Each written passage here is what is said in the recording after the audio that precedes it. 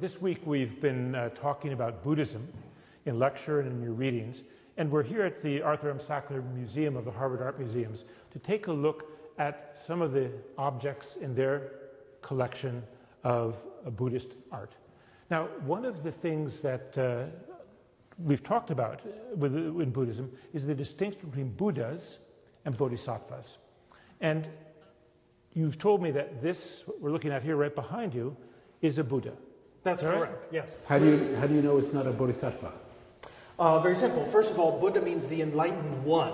Bodhisattva means enlightened being, and we'll distinguish them. The Buddha is the enlightened one, has gained enlightenment, has entered into final nirvana. The most important, the single distinguishing characteristic of the Buddha is the bump, or the cranial protuberance atop the head. Oh, you mean that's not just a hairstyle? No, not at all. That is a cranial protuberance which has been covered with hair to give it the gloss of naturalism. But in Buddhism, the symbols tend to be very readily observable and understandable. That is, they're very literal. The Ushnisha, or that cranial bump, signals the expanded wisdom that the Buddha gained at the time of his enlightenment. Only the Buddha has the Ushnisha. It may be shown this way with sort of waves of hair over it. It may be shown with small snail shell curls of hair over it. So it's integrated into the coiffure, but at the same time it is an Ushnisha, and it signals his expanded wisdom. How about the two bas relief carvings, the sides? Okay, these represent monks. In this case, they're the Buddha's disciples, the younger disciple Ananda, the oldest of the disciples Kaishapa with his wrinkled face. These are done in relief. They're a little bit earlier. But you notice that Buddhist monks have the shaven pate or shaven head. And that's what's represented here. In general, the Buddha is presented in the guise of a Buddhist monk, with monk's clothing, without jewelry, without crowns, anything like that. And so you have the presentation of the monk or disciple here. If the Buddha is presented in the guise of a monk, how do you tell the difference from a monk and the Buddha? Well, the chief thing is the Ushnisha on the top of the head. It's not here, it's not there, but look how bold it is there. In some periods, in some styles, it may be more subtle than we see it here, but that's the classic appearance of the Ushnisha in China. Well, Baba, this Buddha seems, compared to the Bodhisattva that we have from Dunhuang, much more austere. It's a very simple monochrome. Is that deliberate, or is this simply a matter of how it is aged over time? It's definitely a matter of the way it's aged over time.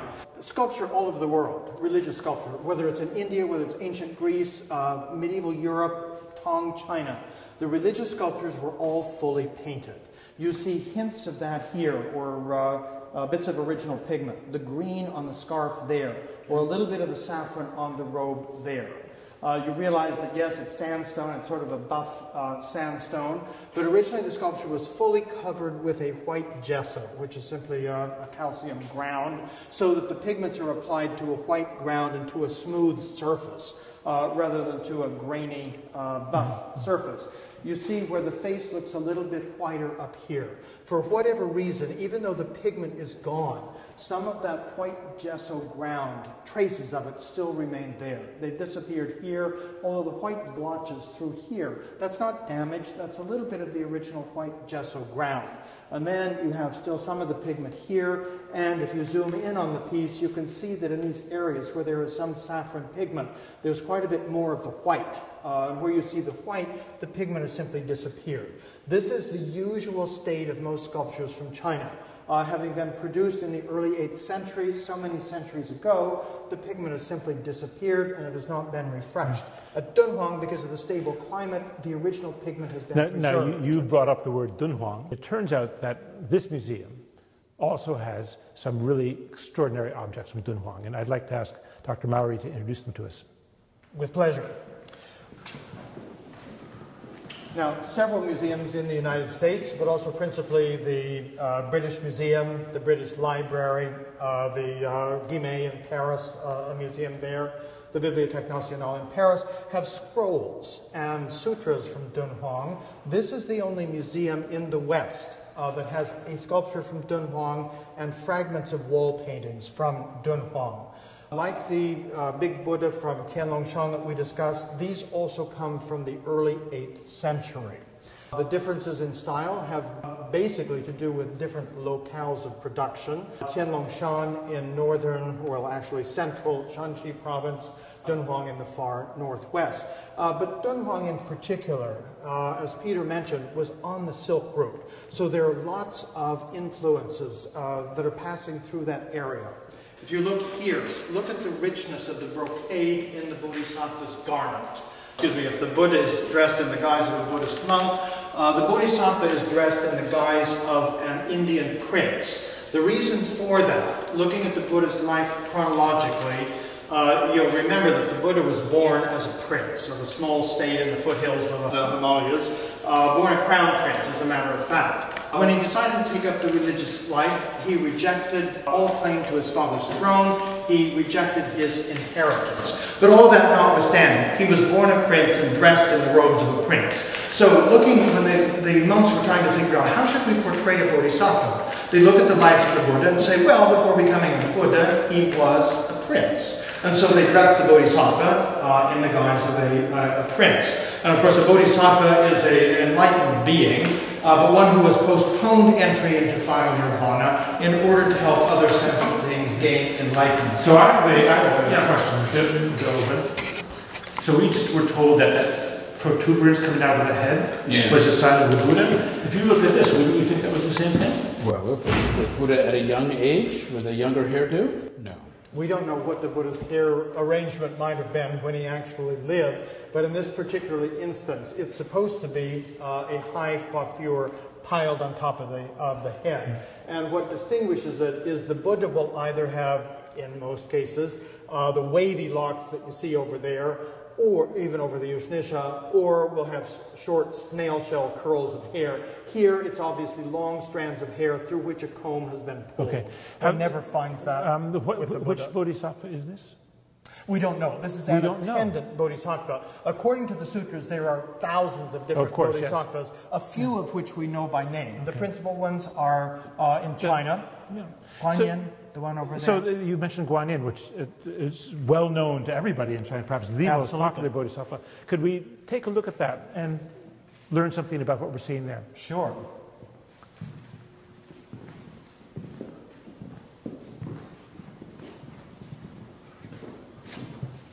There's a lot of ornamentation on this Guanyin, right? When is it from and where is it from?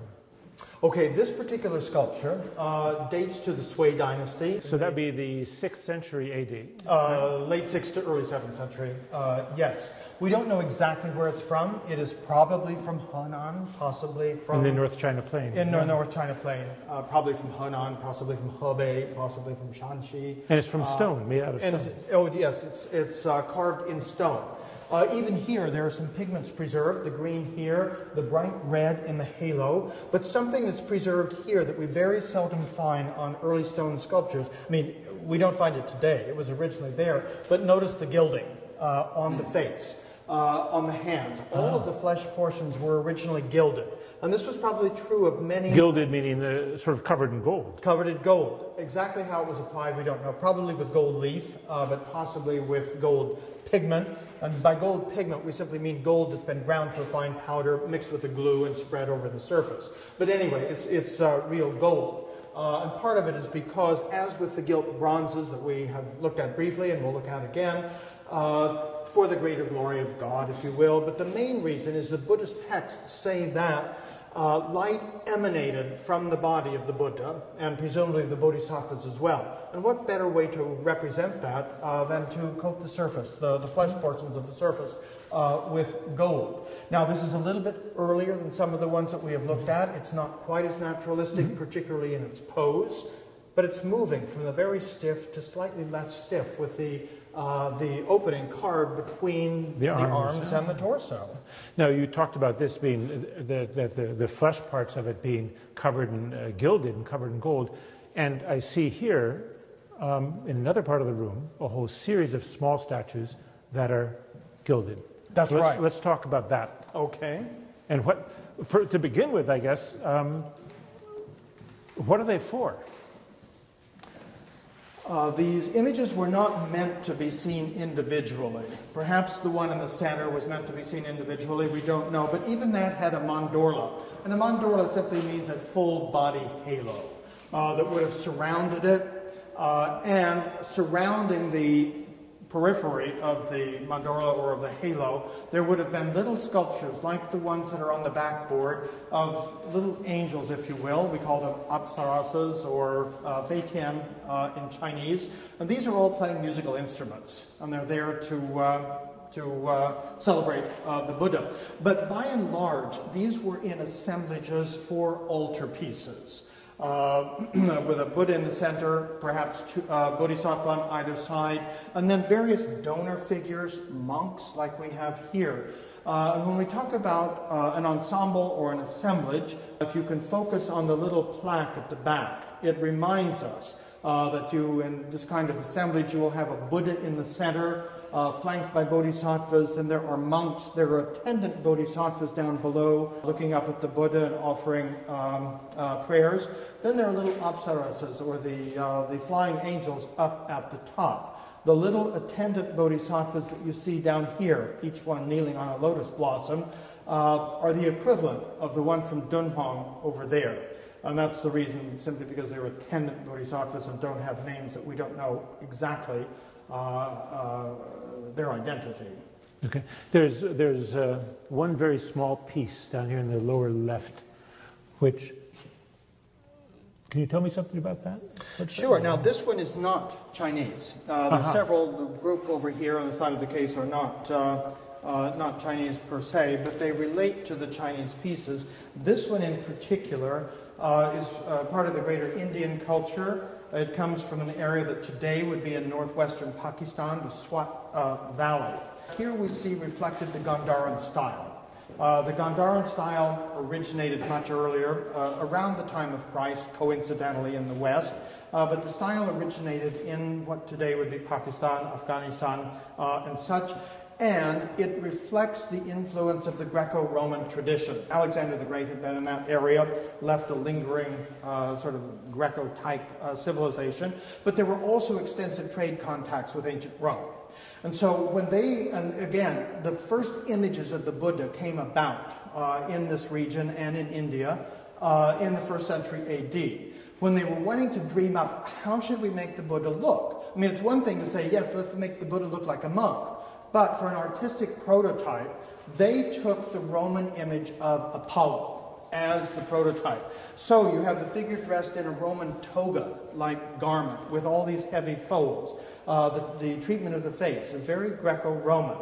Now, the reason that that's in here, when you move over here, look at this wonderful figure from China. I need to interrupt just to say that this piece they'll be able to look at in 3D. That's right. Right. So also tell us what you want us to see and pay attention to when we look at it. Okay, now what is so interesting about this piece, apart from its style? Let's start to say, when does it date? It dates into the 4th century, and this very possibly, the scholarly opinion is beginning to concur that this is the earliest iconic Chinese representation of the Buddha extant. There might have been the ones that are slightly earlier, but this is thought to be the earliest iconic representation, as opposed to a decorative image. Now, the earliest images from China, remember, Buddhism is an Indian religion, which found its way, partly over the Silk Route, partly through other routes, into China. It flourished there, but the earliest Chinese images of the Buddha, of course, are imitating Indian images. They're looking at images produced at Buddhism source, and so they are copying, in some cases, the Gandharan style, so that you see the treatment of the robes, that take on a life of their own and really mask the presence and the anatomy of the body underneath the robes, as you see there. The heavy toga-type color, even the face with its distinctive mustache, is a very Greco-Roman type face via the Indian Gandharan style. He is in meditation. The Buddhas will all be presented with their hands in a particular mudra. And a mudra is a particular hand gesture indicating a certain action or attitude. And associated with the historical Buddha, that is the one who actually lived in Nepal, Shakyamuni, There are a couple of mudras associated with him. Basically, the meditation mudra. He's sitting in meditation just before his enlightenment, sitting on the ground under the Bodhi tree, the tree of knowledge, hands in his lap. That's the meditation mudra. Like I say, these symbols tend to be very literal in Buddhism. The next mudra that we have associated with the historical Buddha is the one of his enlightenment. Remember, he just goes from this position. He wants someone to witness his enlightenment, but there's no one around. So he calls the earth itself to witness his enlightenment. He simply reaches his right hand over his right knee and hits the ground. Come and look at this momentous event, is what he's saying. That's the Bhumisparsa, or enlightenment mudra. Then you have a first sermon where the hands are up here, as if he's setting the wheel of law in motion, and that's just a reference to Buddhist teachings. And then the most typical mudra is the one with the hand raised, where that's a preaching mudra, but he's often said to be preaching the Lotus Sutra. Yeah. So I have a last question about all the Buddhist objects in this room. And again, sort of my cynical historian sort of question, which is somebody had to pay for them. At they the had to be time, made. or now, or both? Then, of course. Right. And who paid for them? How did they get them? Were there factories that produced them? Were individual craftsmen who traveled around and did it for people? Can you tell us anything about that? Sure. Well, there were workshops, not so much factories, although it might be equated with a small factory. There were workshops that specialized in the production of stone sculpture in the round, such as the Guanyin that we looked at. There were other workshops that specialized in the production of the cave temples. And remember that with many of the cave temples, most of the cave temples in China, these were hewn from the living stone, if you will. That is, you go into a stone cliff, basically limestone, sandstone, not granite or marble, something like that, but you excavate a U-shaped cave into the cliff. Then the sculptures are actually carved into the walls, so that they're sculpture in very high relief, not sculpture in the round. So there's one set of workshop people who do the cave temples and the associated Who do they sculptures. do them for? Others did that, others did the bronzes. Who for? Whoever could afford them. Now, with the cave temples, of course, some of them, the largest ones, and some of them you have at Yungang, for example, up in northern Shanxi near Datong. There you have some that are absolutely monumental, or near Luoyang with Longmen. Those, of course, are done under imperial patronage, with huge amounts of money from the state going in. You mentioned before that you thought that most people in China at this point were Buddhist, which I think what we should understand that to mean is they in some way patronize That's right. Buddhist they were sites. not exclusively Buddhist. But would everyone have something like this in their home, or this is really for people of a higher standing, for officials, for elites, and so on? This is really for people of elevated means, whether officials or not. Sculptures like this would have been very expensive. A stone sculpture would have been very expensive. So some of these, one can imagine that a rather grand altarpiece, such as this one that dates to 484, or a few that are even larger, might have been made for temple use, or they might have been made for the private chapel of a very wealthy person. But when we're dealing with lots of the larger stone sculptures that are not from cave temples, or even some of the other bronze sculptures, they may have been made for temples. Now, temples, as churches in the West today, are exempt from taxation. I mean, at the time in China, were exempt from taxation. That's right. People would give money, they would make offerings to the temple. Wealthy people would often give large amounts of money. And of course, when the temple needed a new building, when they wanted more sculpture, just like today, they were engaged in fundraising to support these activities. Often the donors are represented. As I mentioned, this exquisite figure right here is a donor figure, a female donor. There was probably her husband, a matching male figure on the other side of the grand altarpiece that they were associated Bill, with. you had a question. Well, I was just saying that today, of course, Buddhist temples are being rebuilt all over China. Buddhism has come back in a very substantial way. There are, of course, state subsidies for temples that have been destroyed in the Cultural Revolution and otherwise. But also there's an enormous amount of private philanthropy. Whether or not there are artistic manifestations of it like this, I don't know. Certainly not that I've ever seen quite of this quality. But you can go to Hong Kong.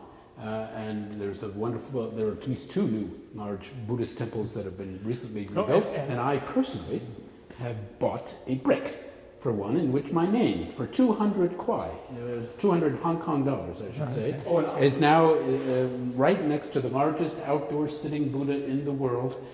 near the Grand Hong Kong And in Airport. fact, in the countryside in Zhejiang, I've seen places which specialize in doing Buddhist scrolls and producing objects, new objects for new temples being founded and so on.